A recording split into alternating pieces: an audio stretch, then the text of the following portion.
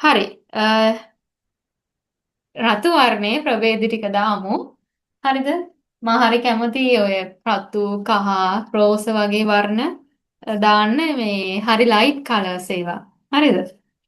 ඔය දැන් ඔයාලට චිත්‍ර අඳින්න කිව්වහම මම කියන්නේම ලයිට් කලර්ස් දාන්න කියලා. මම කැමති නෑ අඳුරු වර්ණ වලට. අඳුරු වර්ණ දැම්මම කැතයි. චිත්‍රේ. ඒතකොට ලකුණු දෙන්න බෑ. හිතෙන්නේ නෑ. හරි? අ, හරි. ඉස්සෙල්ලාම ගන්නකො ඔයාලගේ වෝටර් කලර් ටික.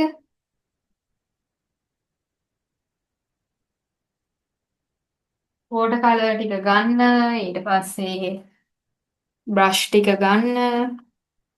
රෙදි කෑල්ලක් ළඟට ගන්න. හරි සර්වියට් එකක් හරි මොකක් හරි ටිෂු එකක් හරි වතුර ටික පිහදාන්න. හරිද?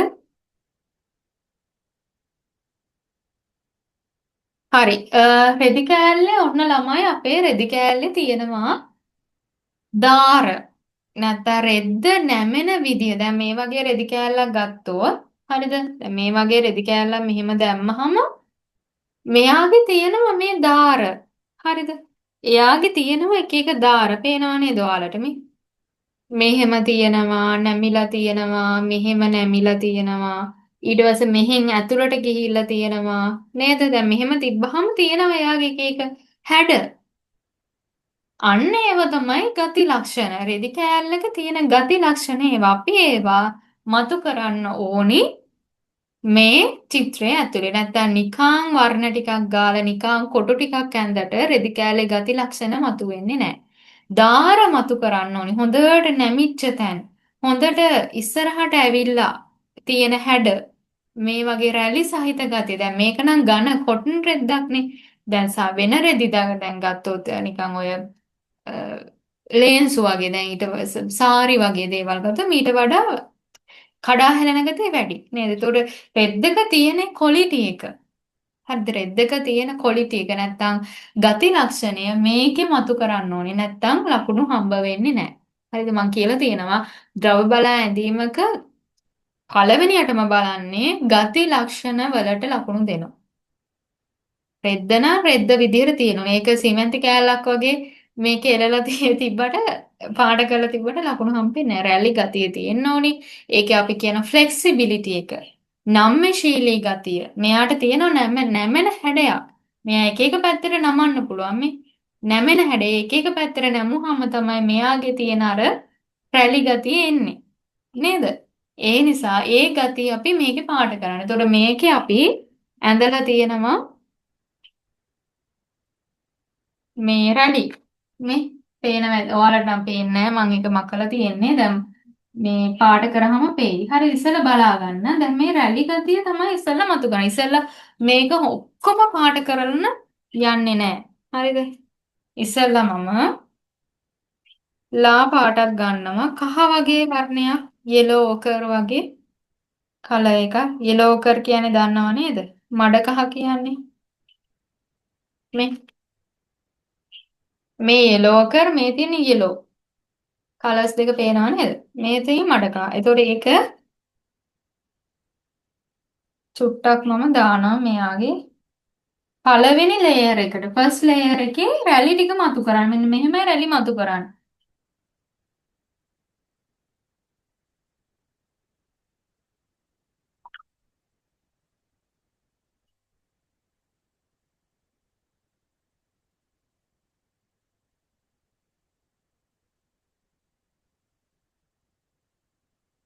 ඕනනම් එයා එක්කම මේ රතු පාට දාන්න පුළුවන්. දැන් අපි රතු වර්ණයේ ප්‍රභේදනේ දාන්නේ හරියද? එතකොට රැලි තියෙන තැන්වල ඉස්සලා ඒ ටික මතු කරගෙන ඉන්න. රැලි තියෙන තැන්වල ගාගෙන ඉන්න.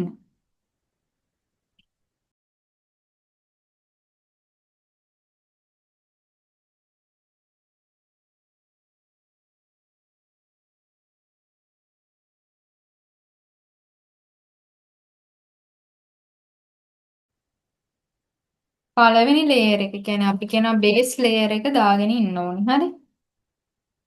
හරි. කරගෙන යන්න බලන්න. දැන් මාත් එක්කම දැන් මම පළවෙනි ලේයර් එක දානවා රැලි ගතිය තමයි ඔය ගන්නෙ. ඒ විදිහට ඔයාලත් කරන්න බලන්න.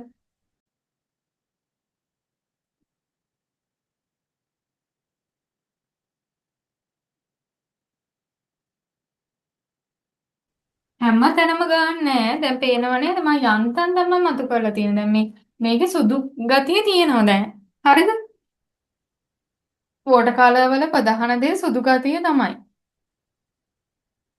මේ වගේ අර රැලි තියෙන තැන.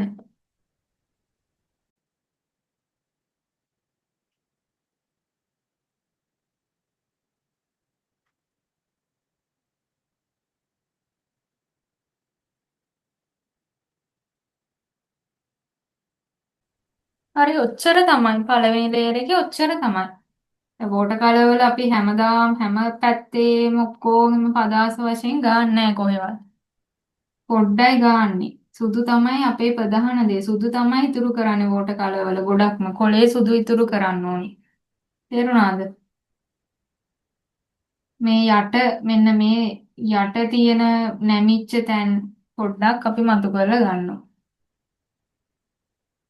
රෙද්ද පාට කරන්න ලේසි ළමයි නටන්න දෙයක් නැහැ. ඔය අන්තර රැලි ටික මතු කරලා ඒවට ඩාර්ක් ටෝන් ටික දාගෙන ගියා නම් ඉවරයි. හරිද? පළවෙනි ලේයර් එක දාලා මට WhatsApp එකට දාන්න බලන්න ඉමේජ් එක. මේ විදිහට ගාලා. හරි මම ඔතනින් එහාට ගන්නෑ. ওই පළවෙනි ලේයර් එක ඔතනින් එහාට ගන්නෑ. ඔල් පැටලෙනවනේ. හරි. ඕක දාන්න බලන්න. ඉමේජ් එකක් දාන්න බලන්න ගාලා. කට්ටියට පේනවනේ නේද මේකේ තියෙන මේ ලේයර්ස් ගතිය. හරිද? ඔය මන් දාලා තියෙන්නේ. මේ මෙන්න මෙහෙම මේ දාර ඔස්සේ තමයි මම ඉස්සෙල්ලා හොඳට බලා ගන්න ළමයි. දැන් මාව පේන්නේ නැහැ. රූපේ තමයි පේන්නේ. හරිද? මේ දැන් රෙද්ද නැමිලා තියෙන දාර ඔස්සේ තමයි මෙයා මේ පාට වෙලා තියෙන්නේ. හරිද? පේනව නේද? මේ ඒ ටික තමයි ඉස්සෙල්ලා අඳුරු කරගෙන අපි යන්න ඕනේ. මොකද මේකේ රෙද්දේ දාර නැමිච්ච පාරවල් මේ. ඒව තමයි මම මේ highlight කරලා අරන් තියෙන්නේ. ඒ ටික තමයි ඊට පස්සේ අපි ඩාර්ක් කර කර ගා ගන්න ඕනේ ඊට පස්සේ. මෙයා වේලුණාට පස්සේ. හරි?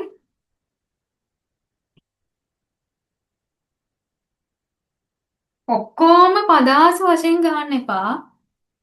එහෙම ගාලා තියෙනවනම් වැරදුනා නම් එහෙම ඒක අයින් කරලා නැවත එකක් ඇඳලා මේ වගේ ටිකක් අර ඉතුරු වෙන්න ඕනි සුදු ගතිය ඉතුරු වෙන්න ඕනි. දාර ටික නැමිච්ච තැන් නිකන් අර රැන්ඩම්ලි හිතල මතල නමලා නැතුව නිකන් අර ස්වභාවිකව රැලි තියෙන විදිහ පහට වෙන්න ඕනි. කාවින්දයක් එකේ කාවින්දය ඩාර්ක් කරලා වැඩි. ඔච්චර ලේයර් එක දාන්නේ නෑ කාවින්දයක්. ඒ කියන්නේ වතුර ගොඩක් දාලා ළමයි වොෂ් කරන්න. වොෂ් කරනවා කියන්නේ අර අපි දැන් අර අනිත් දැන් ක්‍රෝටන් කොළ එහෙම ගාද්දි අපි වතුර ගොඩාක් දාලා මතු කරලා ගත ඒක දාන්න මේ තියෙන තදම කලර් එක දාන්න එපා රැලි මතු කරන්න. ඊට පස්සේ ගන්න තව ලේයර් නෑනේ. ඉස්සෙල්ලා ලේයර් එකක් දාන්න. ලා ටෝන් එකක්. ලා ටෝන් එකක් දාලා ඒකෙන් මතු කරලා ඉස්සෙල්ලා ගන්න. ඊට පස්සේ තමයි ඩාර්ක් ටෝන් වලට යන්නේ. ඉස්සෙල්ලම තද ටෝන් එකක් දැම්මොත් ඉතුරු ටික ගාන්නේ කොහෙද අපි? ගොඩාක් ගන්න එපා ළමයි. ගෞරී චුට්ටක් වැඩිත් වගේ මං හිතන්නේ. සුදු ඉතුරු වෙලා නෑ වගේ. හරිද? වෝටර් කලර් කරද්දි සුදු ඉතුරු වෙන්න ඕනේ. ගාන්න එපා සම්පූර්ණයෙන්. හරිද? වෝටර් කලර් වල අංක 1 සුදු ඉතුරු කිරීම. කොලේ සුදු ඉතුරු කිරීම තමයි වෝටර් කලර් වල ප්‍රධානම දේ. හරි. දැන් කීප දෙනෙක් ගාලා තියෙනවනේ. හරි. ඔන්න බලන්න ඊට පස්සේ හරි ඔන්න බලන්න ඊට පස්සේ අපි දැන් මේ දාලා තියෙන පළවෙනි ලේයර් එක. දැන් මෙතනින් එහාට අපිට තව මෙයාව ඩාර්ක් කරලා ගන්න ඕනේ. දැන් සමහර ළමයි කරනවා මේ ලේයර් එක විතරයි දාන්නේ. ඉතින් මෙහෙම කරාම ලකුණු දෙන්න බෑ. මෙතනින් එහාට තව මෙයාව ඩාර්ක් වෙන්න ඕනි. නේද? එහෙනම් දැන් ওই දාලා තියෙන කලර් වලින්ම ඩාර්ක් ටෝන් එකක් දාගන්න ඕනේ. එහෙනම් මම රතු පාටට චුට්ටක් කළු වර්ණය මිශ්‍ර කරනවා. කළු කියන්නේ මගේ පැලට් එකේ කළු හොයන්න බෑ ළමයි. හරිද? කළු හොයන්න බෑ. මේ තියෙන එක එක කලර්ස් තියෙනවා. මම ඔන්නේ ඩාර්ක් එකක් කොහෙන්ද මන්ද හදාගත්තා. හරිද? පේනවා ඇති. බලා ගන්න. දැන් WhatsApp එකට එවන්න නැතුව දැන් බලා ගන්න. හරිද? දැන් බලන්න. දැන් මේ බලාගත්තේ නැත්නම් එහෙම ආයෙ වැරදෙනවා. ඒ නිසා හරියට බලාගෙන ඉන්න. දැන් මෙයාගේ දැන් ගාලා තියෙනවනේ දැන් ලේයර්. දැන් දෙවෙනි ලේයර් එක තමයි මේ ගාන්න යන්නේ. ඒ කියන්නේ මේ රැලි අස්සෙන් තව ඩාර්ක් එක මතු කරන්න. එහෙනම් මේවා මේ වගේ ඩාර්ක් කරගන්න ඕනේ.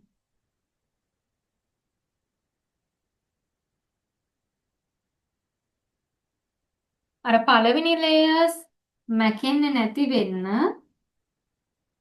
ලාවට මේ වගේ ෂේඩ් එකක් දාගන්න ඕනේ. ඒ කියන්නේ ඩාර්ක් ටෝන් එකකින්.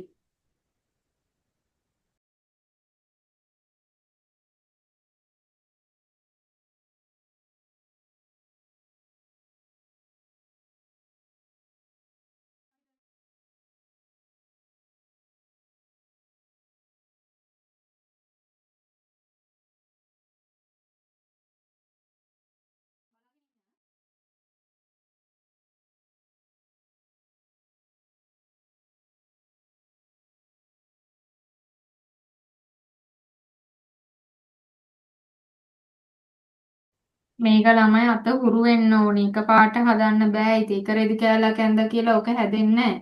හරිද? ගෙදරදී ඉතින් රෙදි කෑලි ඇඳලා පුරුදු වෙන්න ඕනේ. අනිවාර්යෙන් රෙදි කෑල්ලක් එනවනේ. තේරුණාද?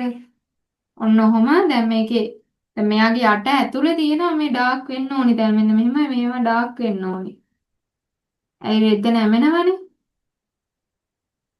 තේරුණාද?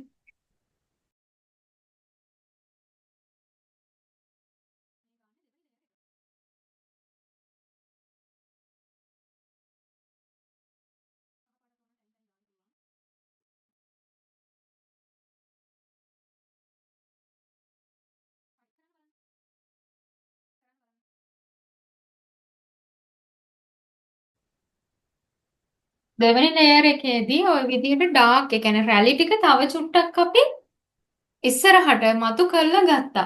හරිද? එනකොට පළවෙනි ලේයර් එක අපි මැකුවේ නෑ. අපේ මේ පාට ටික දාලා අපි ආව වැහුවේ නෑ. පළවෙනි ලේයර් එකත් මේ තැන් තැන් වල පේනවා. ඒ අස්සේ තමයි අර දාපු ඒවා තද ගතිය අපි ඉස්සරහට ගත්තේ. හරිද? හිමීට කරන්න බලන්න පරිස්සමට. ස්ටෙප් එකක් ගානේ පරිස්සමට කරන්න. දැන් පළවෙනි එකෙන් හැදෙන්නේ නෑ කොහොමත්. හරිද? අද ඕක පුරුදු වෙන්න. ඊට පස්සේ ගෙදරදී ආයේ ද්‍රව්‍ය වල ඇඳීමක් කරද්දී ඔය ටෙක්නික් එක නැවත කරලා බලන්න. WhatsApp එකට දාලා තියන්න ක්ලාස් එක ඉවර වුණාම අපි කතා කරමු මේ ඉවර වුණාට පස්සේ ළමයින්ගේ වැඩ ටික. හරිද? දැන් එකින් එක දැන් බලන්න වෙලාව නැහැ. අපි අවසානයේදී ඔක්කොම ටික බලාගෙන යන්න. හරි. දැන් මේකේ දැන් ඉතින් ඔයාලට තියෙන්නේ බේස් ලේයර් එකයි සෙකන්ඩ් ලේයර් එකයි දැන් දෙකම දාලා ඉවරයි. ඊළඟට අපිට තියෙන්නේ තුන්වෙනි ලේයර් එක දාන්න, හතරවෙනි එක, පහ වගේ එක එක ලේයර්ස් ටිකක් දාගෙන යන්න තියෙන්නේ. හරි. අපි ඊගාවට ඉතින් රතු එකේ තව හදාගන්න තියෙන එච්චරයි. තව ඩාර්ක් එකක් හදාගමු. ඒකට නම් මම චුට්ටක් කළු පාට දානවා ළමයි. හරිද? පේනව නේද? මම මෙතන කළු තියෙනවා. කළු එක්ක පොඩ්ඩක් රතු දාලා දැන් මෙයාගේ තව පොඩ්ඩක් අපි ඒ කියන්නේ රැලි ගතිය හොඳට මේ අඳුරු ගතිය පේන්න හදාගන්න. මෙන්න මේ පොට්ටයි ලොකුවට දාන්නේ.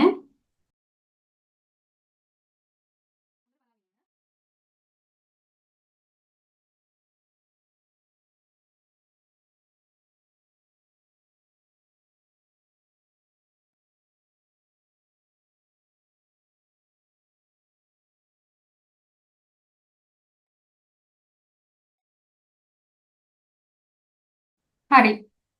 බැලුවා නේද? මහා දෙයක් නෑ ළමයි. හරිම සරලයි මේක. කරන්න බලන්න. මම ඉතාලම සරලයි. මම හරි කැමති මේ රෙදි පාට කරන්න. මහා දෙයක් නෑනේ. නේද ළමයි? මහා විචූරණ කරන්න දෙයක් නෑ. රේඛා ටිකක් ඇඳලා ඩාර්ක් කරගෙන ගියා එච්චරයි. අර ක්‍රෝටන් කොළ ගානවා වගේ උදුවම්බෝ ක්‍රෝටන් කොළ සෑහෙන වෙලාවක් ගන්නවනේ අපි. එච්චර ඕනේ නැහැ මේකේ. හරි. වෙනව නේද? රෙද්ද තියෙන අර රැලි ගතිය, ස්වභාවික ගතිය ඇවිල්ලා තියෙන හැටි.